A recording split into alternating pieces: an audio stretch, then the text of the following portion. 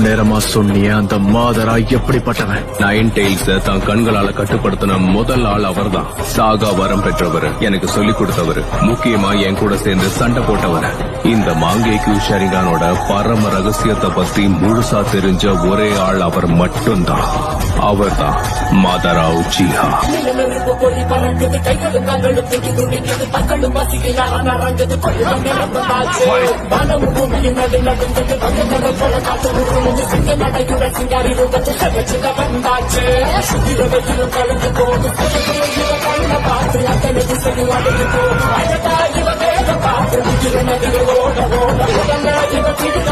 உலக